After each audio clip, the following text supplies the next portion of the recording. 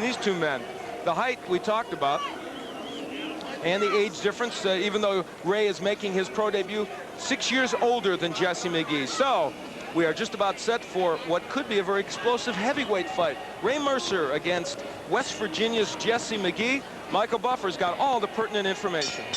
And now, ladies and gentlemen, once again from the Trump Plaza in Atlantic City, we continue with Gold to Glory, this time 4 rounds in the heavyweight division. The referee for this bout is Tony Orlando. Introducing first, fighting out of the red corner, he's wearing the black trunks with white trim and weighs 229 pounds. From Welch, West Virginia, as a professional, he's 6-2, 4 of those 6 victories by KO. Ladies and gentlemen, Jesse the Tank Mcghee. And his opponent, fighting out of the blue corner, wearing the black trunks with gold trim, weighing in an even 212 pounds. Originally from Jacksonville, Florida, now living and fighting out of Essex County, New Jersey, making his professional debut. Ladies and gentlemen, the heavyweight gold medal champion of the 1988 Olympics, Merciless Ray Mercer.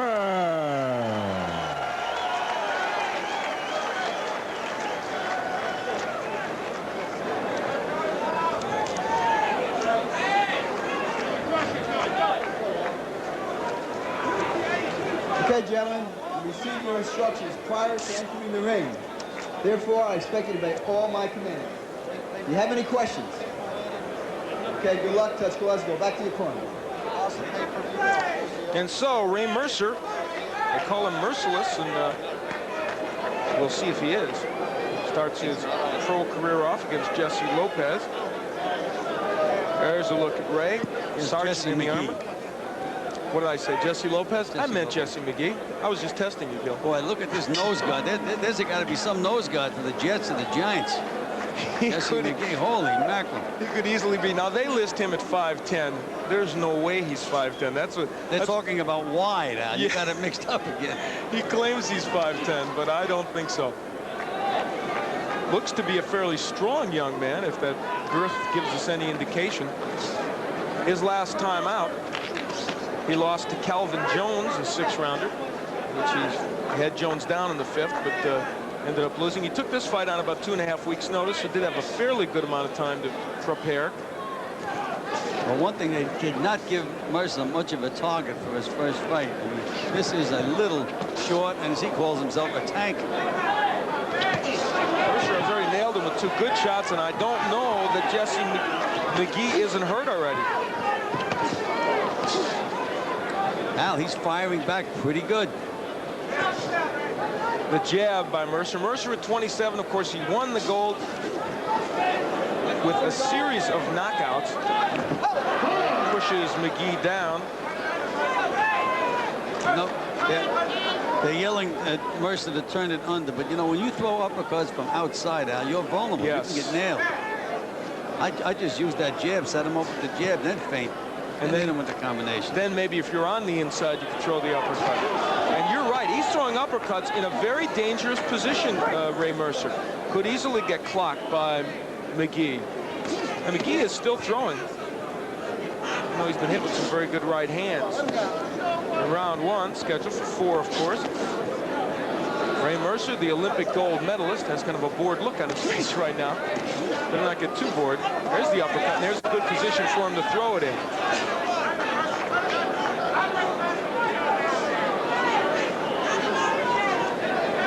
Cat and mouse game with Mercer just looking to load up with the uppercut.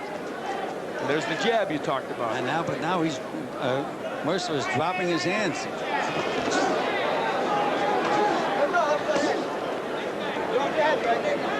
Mercer won the Olympic gold with a series of knockouts, ending with his knockout of the Korean Baek Yoon Man. Big left hook to the body by Mercer. And this is the kind of power he used to get that Olympic gold.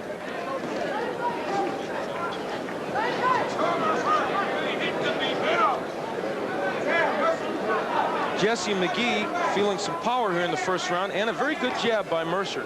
And he's a little wary right now of coming in to Ray Mercer. So round one will pass with Mcghee stunned, maybe a little hurt, but still on his feet.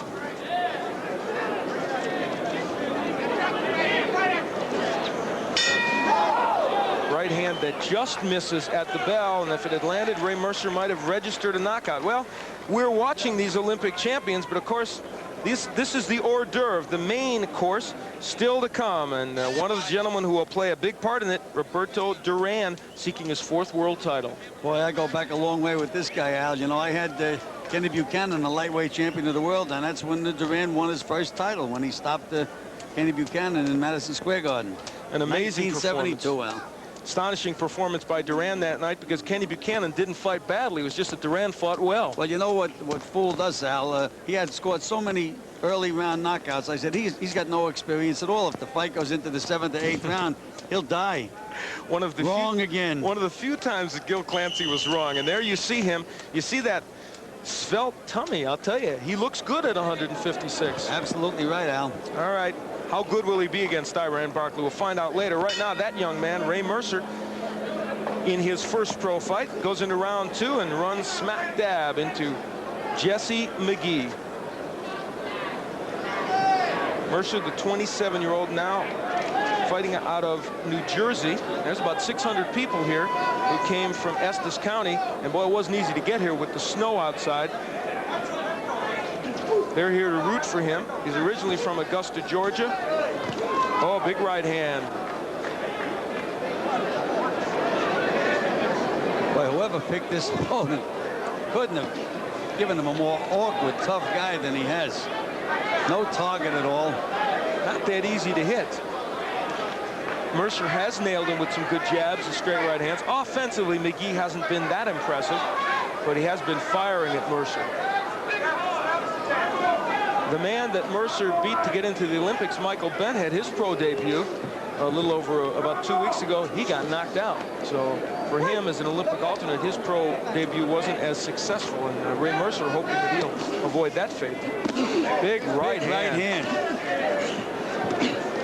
He beat Mcghee to the punch, hit him on the chin, and again, nothing happened now. All these big punches from the Olympics, they're shooting blanks right now. Mcghee and now Ray Mercer. You look at the floor when he hits a guy and the guy's not laying there. And a good left hook by Mcghee. So Jesse Mcghee saying to himself, well, I have taken about the best right hands probably Ray Mercer can throw. Maybe I can get back in this fight. Mercer certainly dominated the first 2 rounds.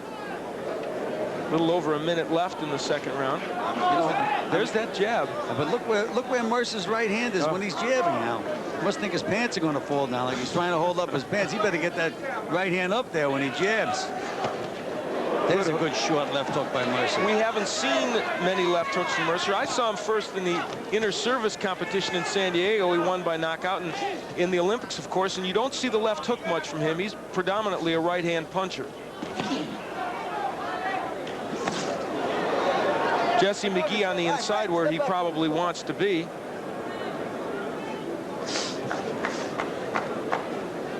Which reminds me a little bit of George Foreman against Dwight Muhammad Qawi, another fight we did. Little guy against a real tall guy.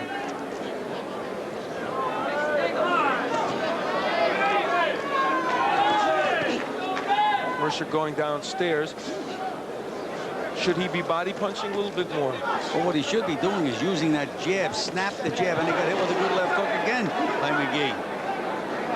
But if you can't hit a guy with a jab, Al, you can't hit him with anything. And indeed, the Mercer jab is effective when he uses it, but he's pushing it out now. He's been sparing with it. Round 2 just about to come to a close, and it's history. Well, Roberto Duran is seeking his 4th title. This man has won, and boy, he wants to hang on to it. The WBC middleweight champion, Iran Barkley, who went through hell in over 3 rounds, and finally knocked out Tommy Hearns. He earned that title. Oh, boy, did he earn it. I mean, you never saw a guy closer to having a fight stopped or being knocked out, and he came back with that big punch and put Tommy Hearns out of there. And tonight he is seeking a center stage from which he can show America and the world his wares, as he puts it, beat another legend. And one of the questions we'll ask about Iran Barkley will be how well the surgery over both his eyes, how well that did in taking away scar tissue and making him less susceptible to cuts. We may get our answer if, in fact, Iran can weather the storm that Barkley will put on him early. Atlantic City Convention Center. We head into round 3. Ray Mercer on the right, the taller man, against Jesse Mcghee. It's a heavyweight match. Mercer, of course, the Olympic gold medalist. And Mcghee comes in here 6-2. There went Mcgee's mouthpiece. And he's taking a walloping in this round from Mercer. Big right. Did he get nailed? Did he get nailed? It could end in this round. It's over now. It's over, Al. It's over. The power of Ray Mercer has surfaced. There will be no count. Jesse Mcghee was pulverized. And we hope he will be all right. Stay cool. Stay down. If there are still things for Ray Mercer to learn, how to punch hard is not one of them. No, that's absolutely correct. He's a God-given puncher, but he showed me that he has a lot to learn tonight, Al. He turned it up a notch in that third round, I think, understanding that it wasn't turning out to be the kind of performance he wanted. When he went after Mcghee, he was able to get him out. Oh, there's no question about that. You know, he had a real tough guy in there, too. This Mcghee is a little, they call him the tank. He is a tank. And I'm going to call Joe Walton. They could use a nose tackle like him. He's a tough guy. I think you got a good point. Mcghee, a short, stocky guy who wasn't the easiest of targets for Ray Mercer. But once Ray Mercer did get to him, boy, he landed. And here's some right hands. Let's take a look. You said that the right hand was Mercer's big punch. And there's one right there. Let's take a look. There's another one. Then the right hand uppercut. It's all one hand. And there's the big one. That was the one to put him to sleep. And that's the one more. Oh. And you know, Tony Orlando was trying desperately to get in there to prevent that last punch from landing. And I don't really fault Tony Orlando. He got in there pretty quickly. Mercer just teed him up and hit him really fast. Michael Buffer's got the announcement. Ladies and gentlemen, the referee, Tony Orlando, stops the bout at 30 seconds of the third round. The winner by KO, winning his first professional bout. Ladies and gentlemen, gold to glory, it's merciless Ray Mercer. Well, Ray Mercer shows us his power, knocking out Jesse Mcghee in the third round. And if it's power you want, well, I'll tell you what. Division tonight, Alfred Cole of